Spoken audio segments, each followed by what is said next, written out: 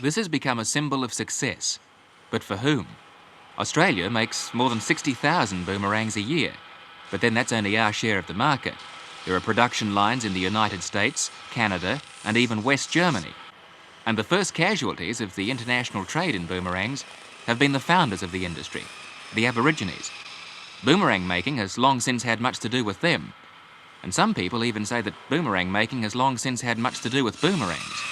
These are made of plywood, and this machine turns out 5,500 a week when business is brisk.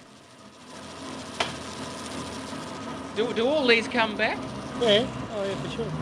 They've got to come back. They've got to come back? Yeah. They're only plywood, they don't look as if they would. Well, we make them specially come back. Put the flights on correctly, you know. Does it matter to people whether they come back or not, whether they fly? Well, it should matter, you know, they should come back. I don't disbelieve you, but would you be prepared to let one of the blokes here put one of them to the test? Oh yeah, for sure, no worries. Anyone you'd like to pick.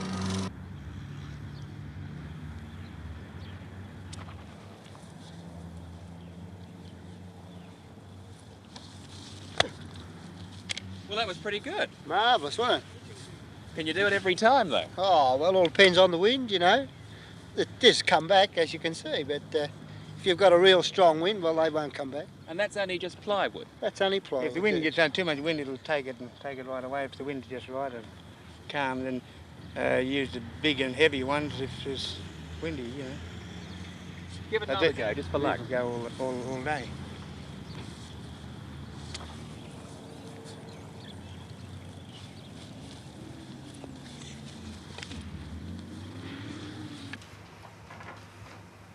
Bill Owners was perhaps the first Aborigine to start making boomerangs in anything like a big way. And now his son is one of the few Aborigines still carrying on as an entrepreneur in the business. He makes maybe 10 or 15,000 a year. But even he makes them out of plywood to keep up with the large-scale factory production. I expected him to be a bit incensed at the allegation that Australia's boomerangs aren't much good because a lot of them don't come back, but he was just amused. Look, Aboriginals most certainly are perturbed about the quality of their stuff. When they make a boomerang, a returning boomerang, they most certainly want it to come back. What the gentleman says is possibly true, however, the fact that only 10% of Aboriginal-made boomerangs do return. This is quite natural, of course, because the majority of boomerangs that are made in the western parts of Australia aren't intended to return at all. Why is that? Well, they are in fact what is called a kylie, a killer stick, and these are thrown in a straight line and are used for hunting only, whereas the boomerang, which is native to the eastern states, is made to return. Well, is it a bit of a myth, then, that the Australian boomerang should come back? No, it's not most certainly not a myth here in the eastern states, but of course over in the west they haven't as yet seen returning boomerangs. I went across the west with Dad in 1964 for the home show, and we took a lot of returning boomerangs with us there. And the natives, as we were going over, they were amazed at returning boomerangs.